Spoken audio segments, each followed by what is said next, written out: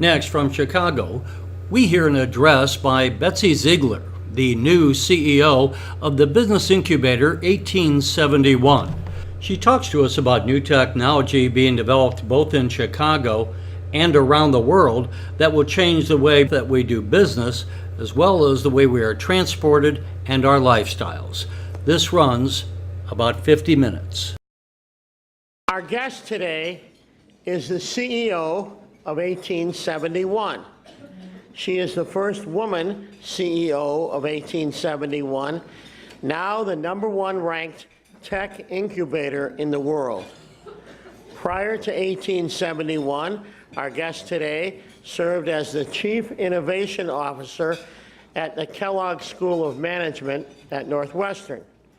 She earned her bachelor's degree in economics at Ohio State University, and she earned her MBA from Harvard Business School. Ladies and gentlemen, Betsy Ziegler. Betsy?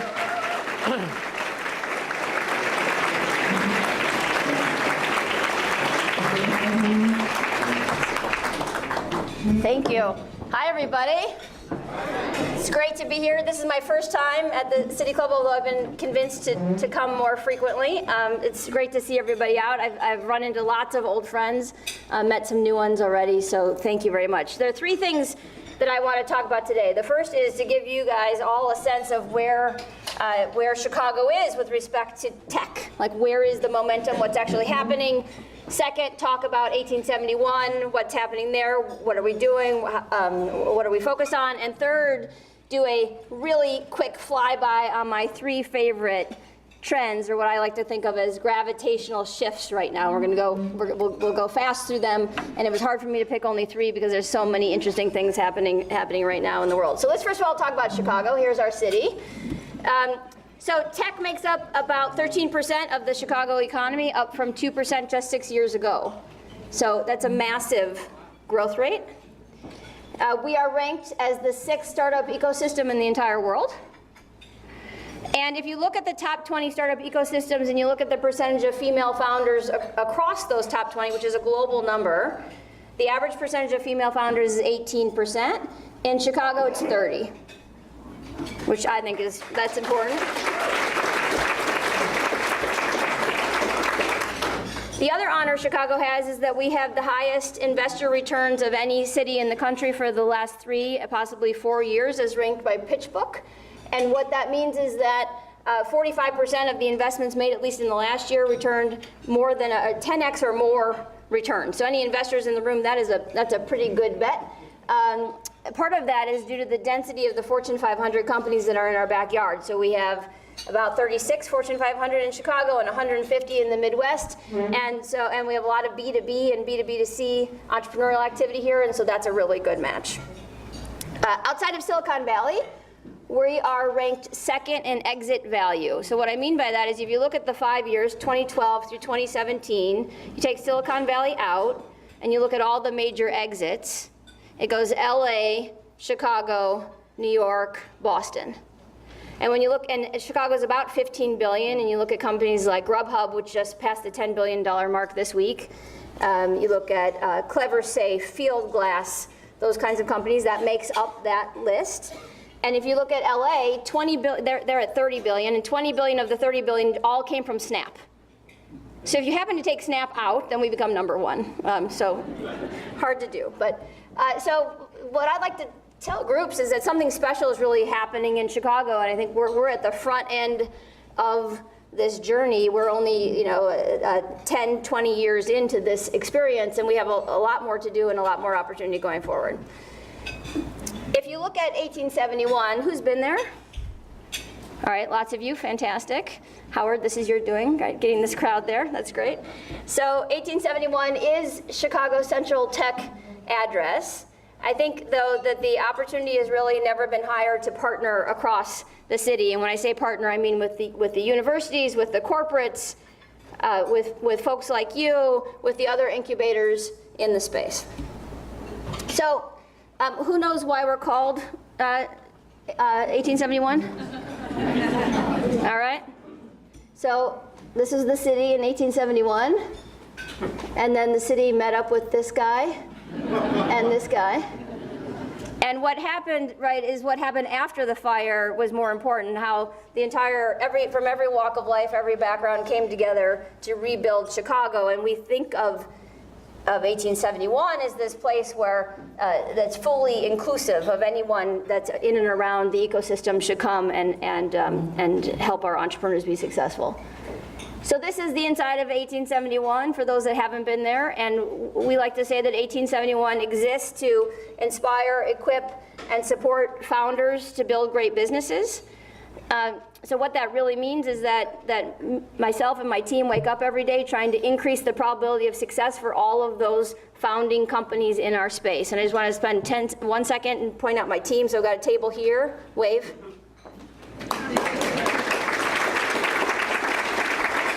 And I've got Jahan here joining me at the head table. And so this group plus some more people that are back at the office are the ones that really make this happen.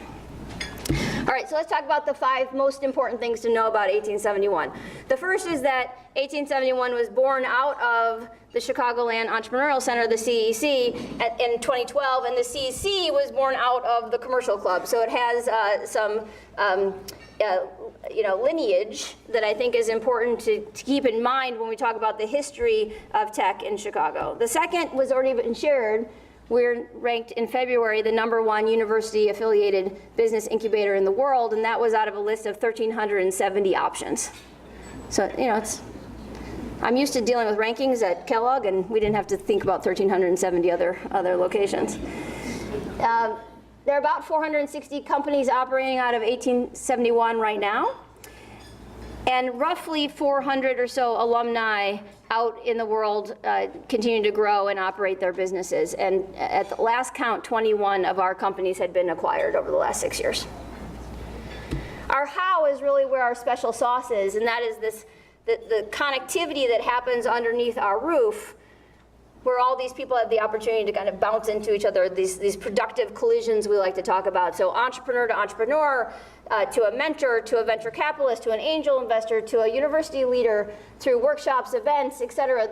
We do 1,000 events a year. We put on roughly 400 workshops a year. We've got 500 mentors and workshop leaders that do 10,000 hours of coaching a year, right? These numbers are like sort of crazy, massive, and we have certainly Howard and the team during his tenure to thank for all of that. And then you say, well, that's great, all that activity is great, but does it matter? Where does it matter? And how do you think about the impact? And we as of last count, we have about 8,000 jobs have been created by 1871 companies in Chicago over the last 6 years, and about $250 million of follow-on capital. Right? So I think that's a pretty good track record for 6 years, yeah?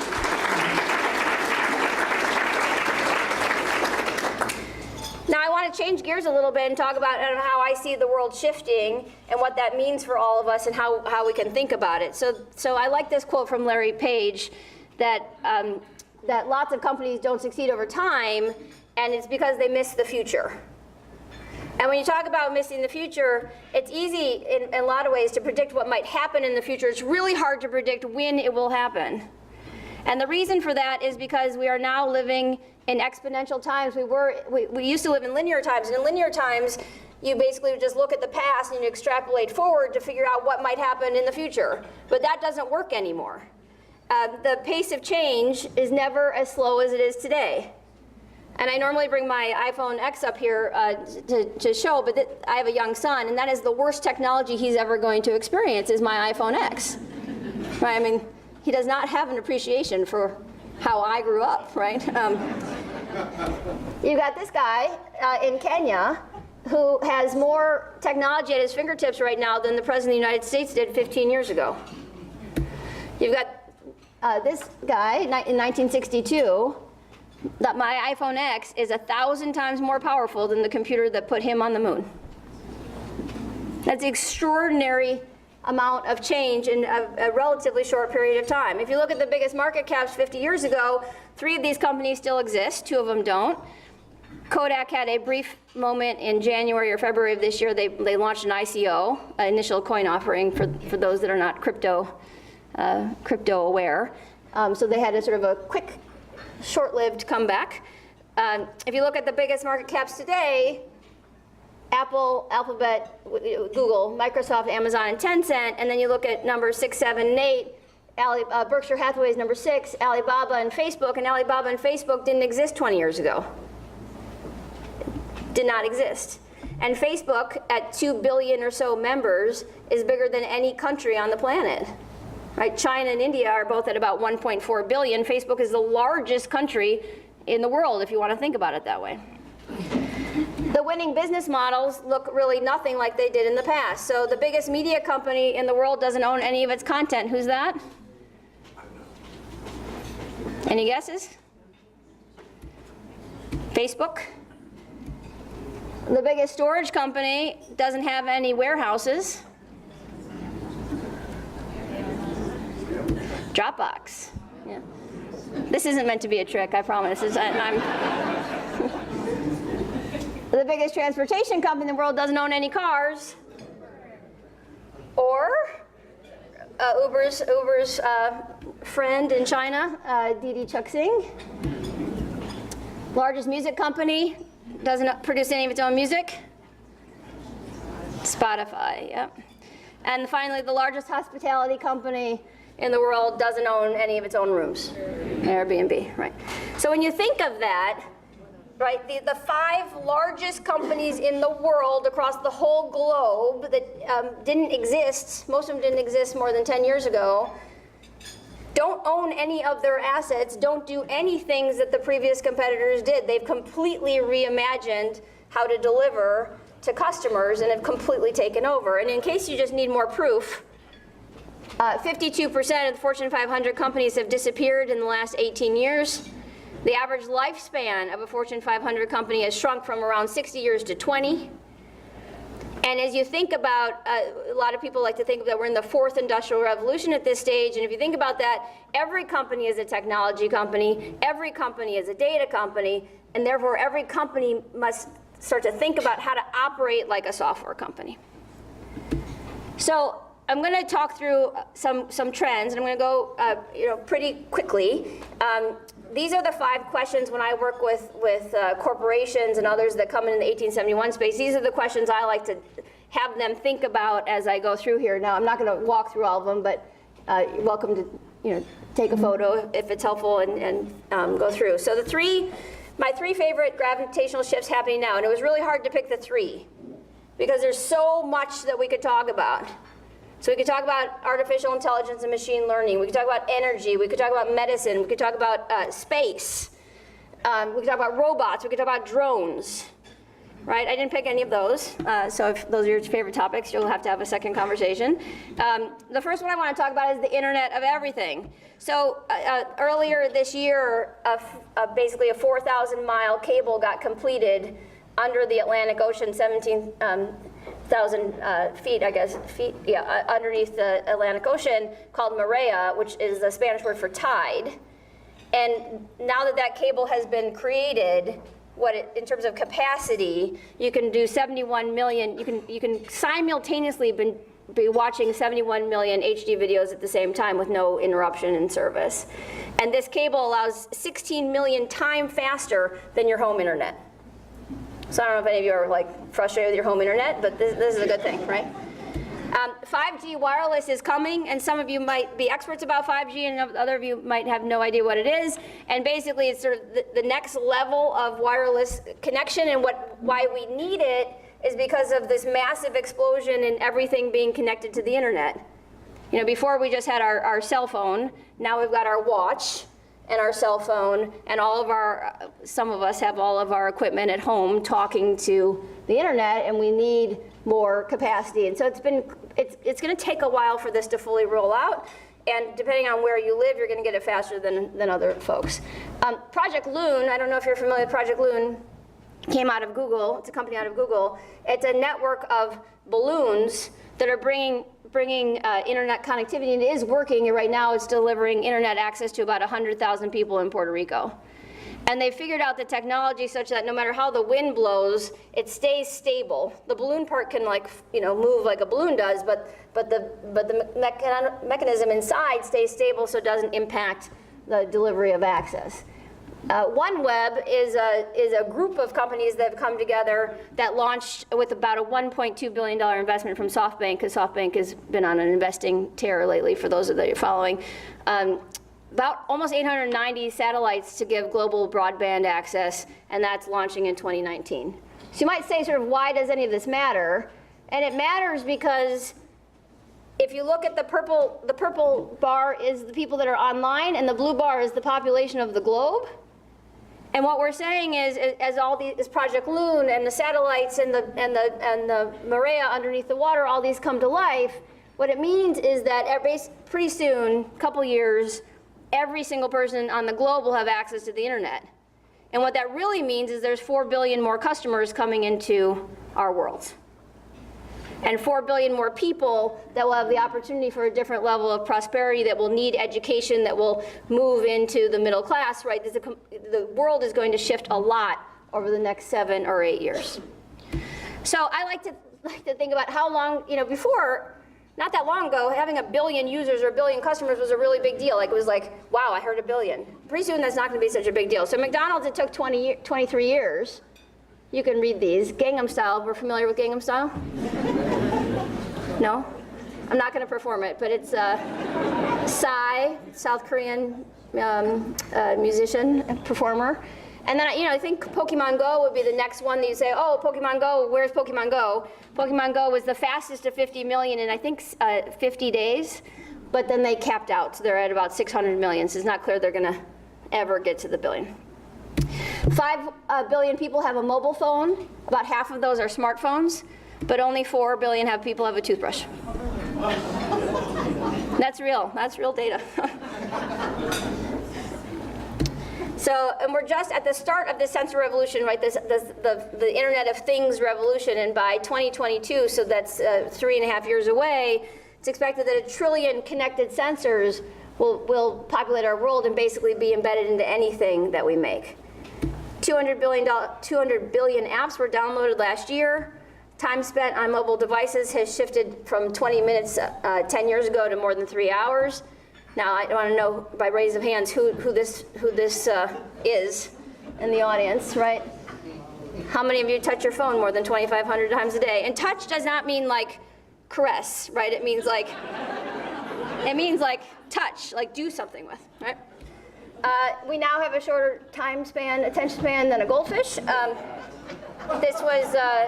This was a real study that Microsoft did. I mean, this is like research. Like, I don't know how they did it. I don't know how they sort of identified the goldfish to be in the study, but it's real. I like this. I saw this the other day at the. I didn't see it at the zoo. I saw it online, but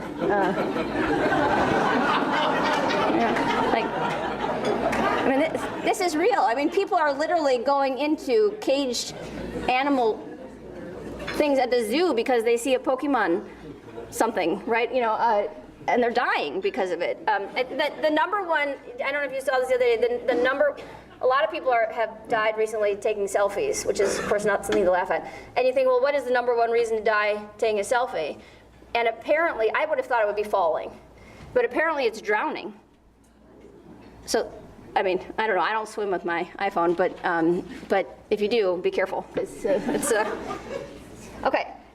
Where everything is on demand, like everything you can possibly imagine is on demand. Amazon is now delivering to our cars. It's live in 37 cities. They say they'll only unlock it if it's the right person, the right time, and the right car. That's sort of a good mantra to have, I suppose. Proximity-driven contextual commerce. So now you're at a game or you're walking through the mall and there's something that is in your history that says that you might want this certain thing and kind of floats in front of you that allows you to get it. Live streaming, your shopping experience has become this massive deal in China with about almost 500 million viewers. So these are individuals who are selling things out of their own home, and they're sort of trying to best themselves on how crazy they can be to sell something. They've got about $4.5 billion in value so far, and it's basically this idea that e-commerce and entertainment have come together. So if you think about the US context with the home shopping network and QVC, things like that, they have, it's as close to that as possible, but in China, there's this interactivity that's happening. So you see something that is being advertised, and you can actually interact and chat with, and then everybody else can learn from that or build on that conversation. In-store mobile tracking and heat mapping. So if you ever get the sense that you're being watched in a store, you are. And they're, depending on what the colors mean, they will send people to you to help, right? Augmented reality has come to instruction manuals, and so this is IKEA example. IKEA also, so this is how you actually put the IKEA furniture together. You can also use it to see how the IKEA furniture actually works looks in your home. These AR tools are helping us be better performers.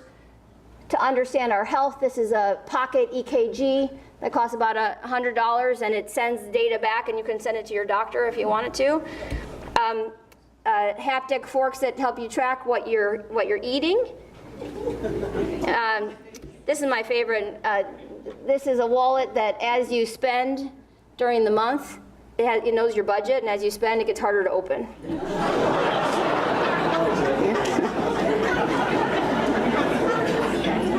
This is a young man who's developed this thing called alter ego. Did any of you see this on 60 Minutes? Yeah, it's quite remarkable, right? So basically, he's being interviewed. He's not communicating out loud, but silently he's translating through this machine into the computer the question that he's been asked, and he's getting the answer back in vibrations. These are a bunch of young guys that have developed electronic gloves that translate sign language into speech.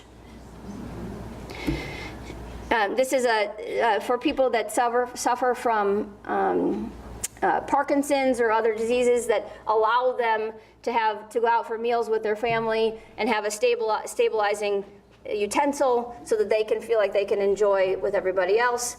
It looks like I have a random purple spot here. I apologize for that. Changing the way, so this is these big bellies. You've seen the big bellies out in Chicago, and basically the importance of those big bellies is that because they're connected to the internet, they know when they're full or when they're not, and they send a sensor, so they only get collected when they're full. And it saves a ton of money because it reduces the amount of collections that aren't necessary. All right, so that's sort of the internet of everything. Now I want to talk about the future of mobility. So Uber is now putting self-driving cars back on the road. They launched, I think, last week again in Pittsburgh. They were in Phoenix in partnership with Volvo. You might have heard that a woman died because it got hit by a self-driving car in March in Phoenix, so they put it on hold for a while. It turns out the reason that happened was because while Volvo, which is obviously very safety-conscious brand, very clear about anti-lock brakes and things like that, the Uber app that sat on top of it disabled the Volvo anti-lock system, right? So they're fixing that, hopefully. Uber's ordered a whole bunch of cars from Volvo, and Apple has signed a deal with Volkswagen for a bunch of transporter vans that will be autonomous. Waymo, which is a company, part of the Alphabet group, the Google group, is the first autonomous car on the road without a safety driver in 5 cities. They are live in Phoenix right now. And they've driven 8 million miles, which translates to about 25,000 miles per day that they've been in testing mode, which is far more than any other company. And you're automatically insured. You get in it, you're automatically insured at no extra cost. GM's autonomous car, this is the 2019 model. You notice anything missing from it? No steering wheel. And no pedals. It's hard to see that from here, but yeah, be kind of weird, right? Ford is partnered with Lyft for a plan to do self-driving ride-hailing in about 3.5 years. Beijing has given the green light to self-driving cars all over the city. Tesla's self-driving electronic semi-truck. And this is important for a number of reasons. One is that it can do 500 miles on a single charge, and it can go 0 to 60 in some extraordinary fast way. But if you look at truck drivers as a job category in the United States, first of all, it's got a lot of vacancies right now. There's a lot of demand for truck drivers that don't exist yet. But once these things start rolling out, it's about 3 million truck drivers in the country. And so next to retail cashiers, it's the second most and teachers. It's the third most dense job. And so that's a really big problem when you start to think about the impact of some of this on the socioeconomic situation in the country. SkyTran is they're called personal rapid transit pods, I guess, which aim to connect the compactness and the privacy of being in your own car with the efficiency of mass transit. And a town in South Carolina has optioned this, and so they're starting to build now. I can't remember the name of the city at the moment, but these are little, you kind of, if you Google it, you get into one of these pods up to 4 people, and then you roll on these things above the city. Airbus 4-passenger flying taxi is going live this year, live in testing mode, and for right now it will be with a pilot, but the plan is for it to be without a pilot. So, you've never been in a flying taxi before, and now we'd like to invite you to come into one with no pilot, right? Sure. I'm not going to be first. All right, the Boring Company. People know why this is important for us here in Chicago? So I have a short video that is about a minute and a half that kind of gives people. Have people seen what the Boring Company is all about? Want to see the video? Yeah. Okay, all right.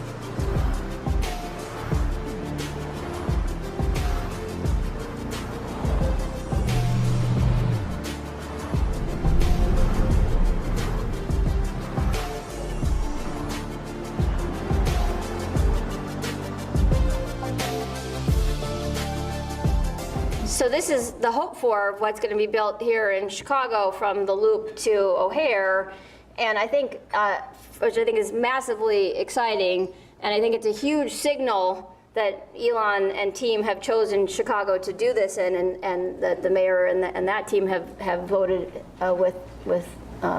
in confidence to have this come, and so I think it's just tremendous. Now, it's going to take some time, but I think it's amazing. So Arrivo is a company that competes with the Hyperloop. So there's 3 companies that come out of Elon. The Hyperloop technology is this like super high speed like train, if you guys see, so which goes like 300 miles an hour, so you can get from Columbus to Chicago in like 12 minutes. And you might have picked up on the fact that I'm an Ohio State fan, so this allows me to go to use my season tickets very easily at Ohio State in 12 minutes back and forth. There's a couple of the senior people from Hyperloop originally that have left Hyperloop and have started competing companies. One of those competing companies is called Arrivo. Arrivo has signed a deal in Denver to basically leverage technology that's similar to the Boring Company, where you drive your car on this little sled, and the sled flings you super fast to where you want to go, and they're in progress of building the first leg, which is from downtown Denver to the airport. All right, I only have a few minutes left, so I'm going to speed up a little bit. I'm not going to show this video, although I do want to. Okay, so I'm going to go, so I'm going to be 90 seconds delayed, all right? Ed? Okay, all right. So this is SpaceX. B is big and R is rocket, and you can figure out what the F is for. Point-to-point travel. This is another of Elon's visions, and so.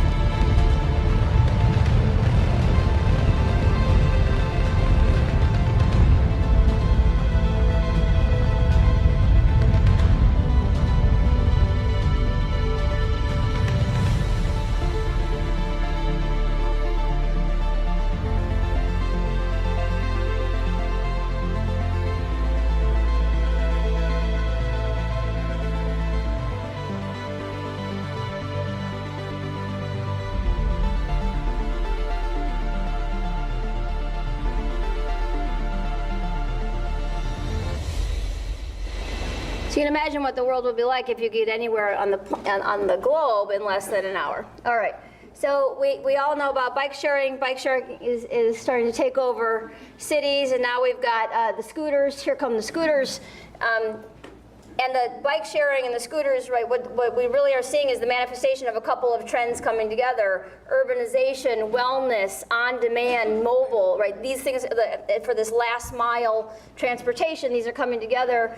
And I get that there's we don't have Bird or Lime here in Chicago yet, and I get that they are causing like 5 to 10 emergency room visits a week in cities that are there, and they're causing some eyesores in some places, but I have to tell you that they're super fun. The team from Bird was over at 1871 last week, and we, don't tell anybody, but we rode them up and down the 12th floor of the Mart, and it was amazing. It was totally amazing. Okay, I know I got a race, but so the last one, I'm gonna go quick, is blockchain.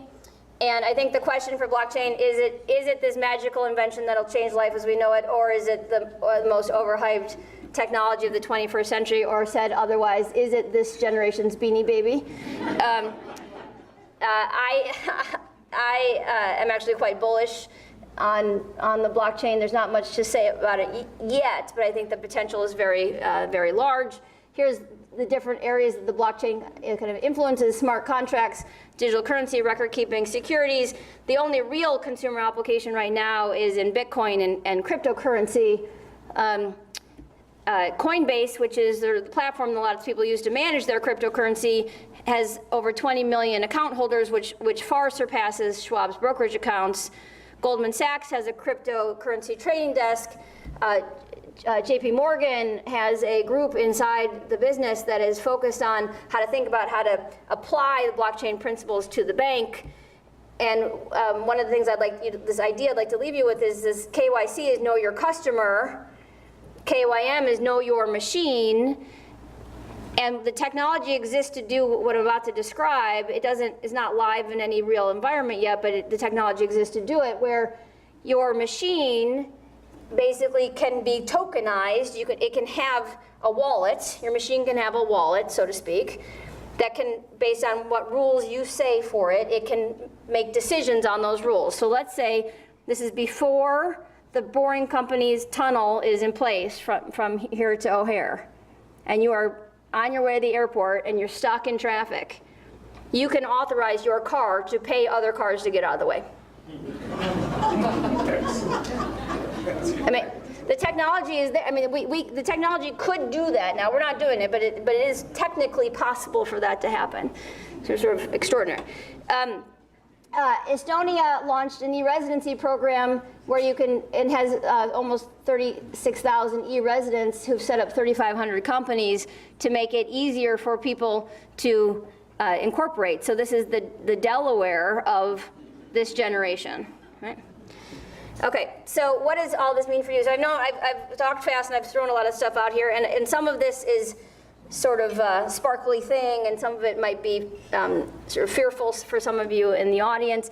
I think that despite the rate of change never being higher and the level of ambiguity never being greater in our world, I don't think there's ever been a more interesting and exciting time to be alive, and I have a very abundant view of the future that no opportunity is beyond our grasp.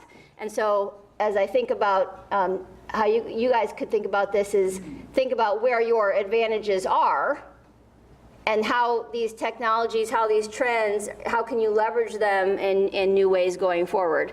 And remember what Zuck likes to say, that if they don't create the thing that kills Facebook, somebody else will. All right, thank you. Blue slips, our staff will come around and collect them. And meanwhile, we'll try to answer as many of these questions as we can. This is from Mona Asra with DePaul University. Are we going to see more diversity and inclusion-focused programming and events at 1871 in the technology space?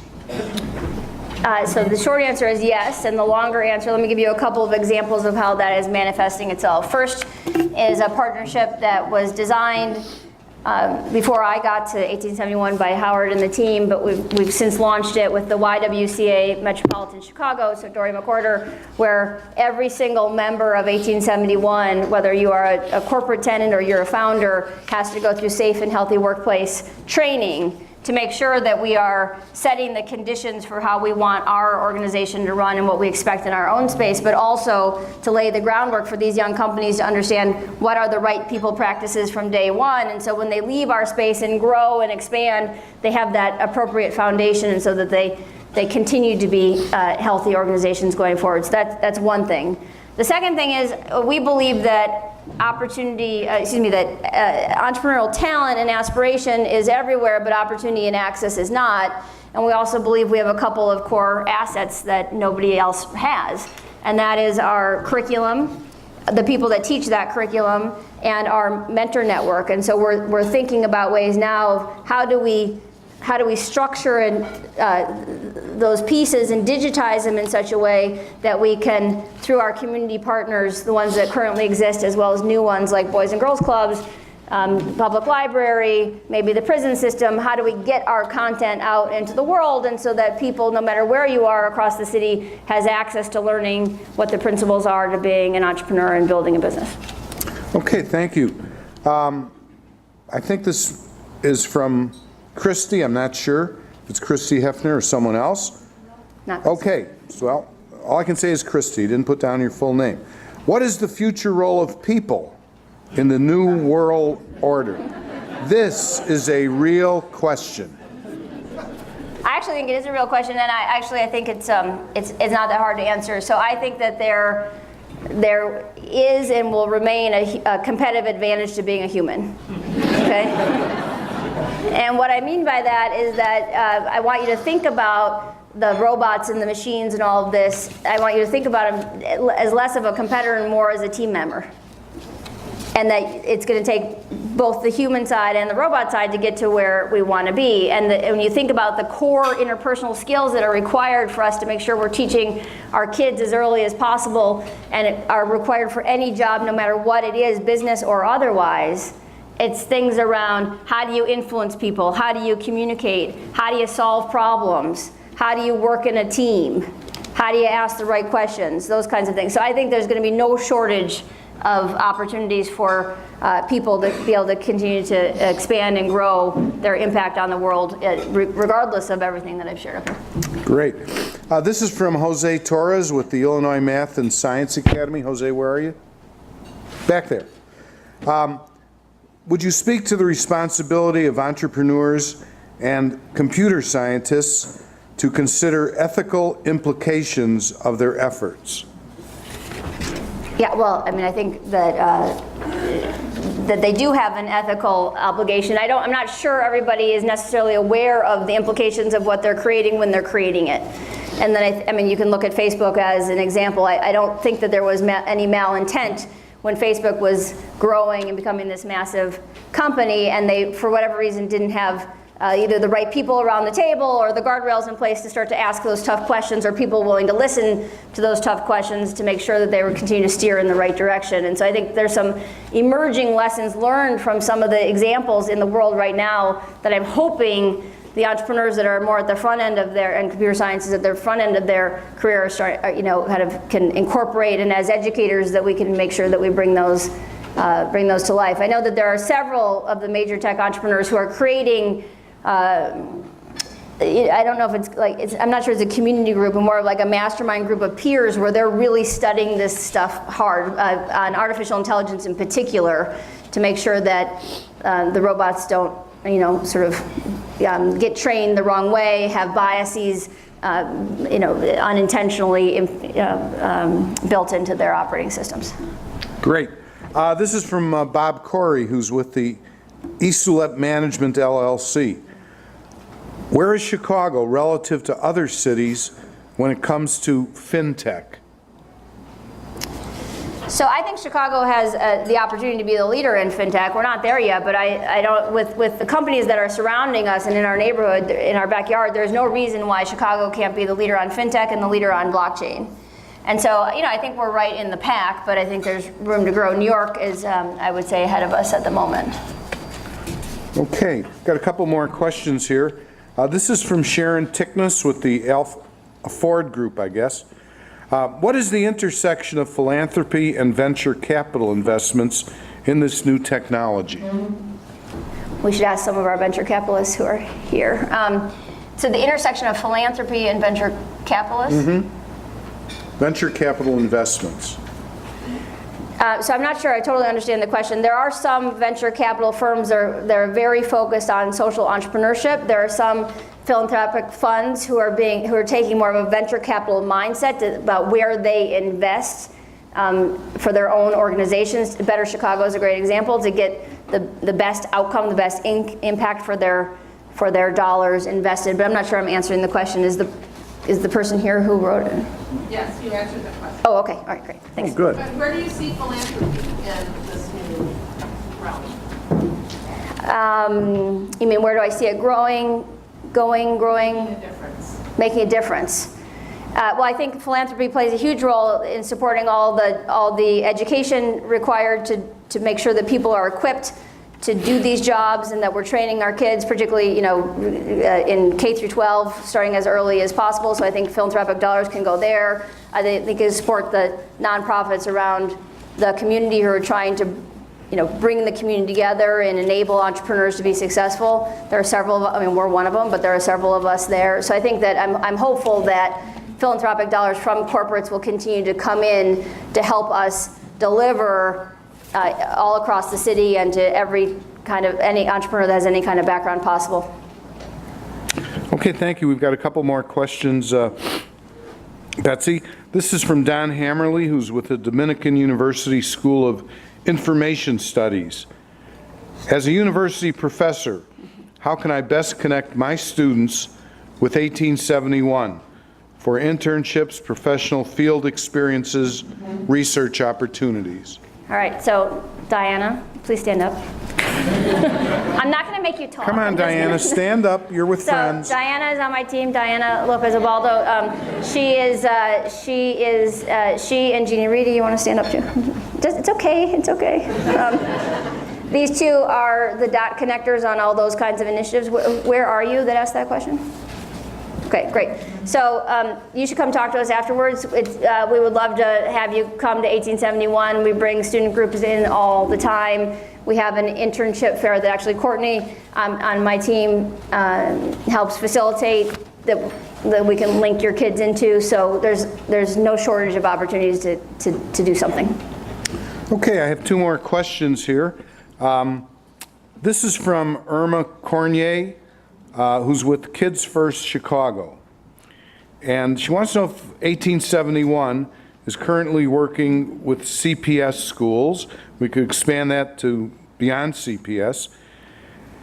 Are you willing to create a partnership or program for girls and young women to learn, she says tech coding, but you are a role model for women. And just, I think this week in the paper, there was mention of the head of Pepsi, a woman also who's leaving for whatever reasons. Could you sort of fold that into answering this question? Fold Andrew Newey's departure into? Right. And, women, glass ceilings, the whole ball of wax.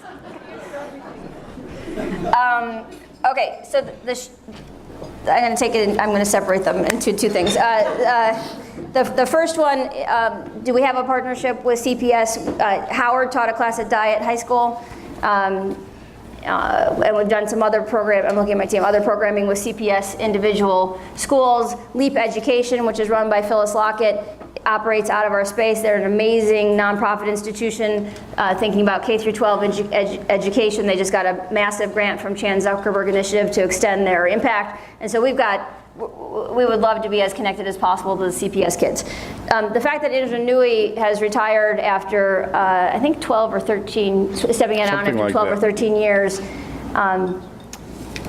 I think that she's at, I don't think there's anything that happened. I think she's at a certain point in her life cycle. I think it did leave, though. There's only 25 women who are CEOs of Fortune 500 companies. And so there continues to be a pipeline challenge there and an opportunity for more women to be in the C-suite and therefore have those opportunities to become the CEO over time. There's a lot of people that are trying to think about this problem and working on this problem. And I think the more we can train our kids and give them opportunities early on gives them the best success, best sort of start for their career path that they can then grow on.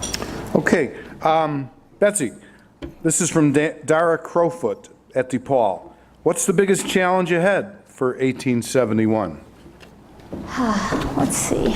I think we are actually in really good shape. I think the big question for us is how do we continue to extend our impact beyond our walls? And I've mentioned it already in sort of this idea of connecting our core capabilities and assets with other parts of the city. But I think from a challenge perspective, or I'll reframe it to an opportunity perspective, I think it's that. I think it's how can we best partner with all the organizations around the city to deliver our content to those that can either grow up or already grown up to launch their own businesses. Because that's what we're here for. That's what we do. Okay, final question. As moderator, I get to pick it. I was going to say, I thought that was she's not sneaking one in. This was in Cranes just a couple weeks ago. Okay. It says that you've hiked with reindeer Yes. in the Arctic Circle. What was that all about?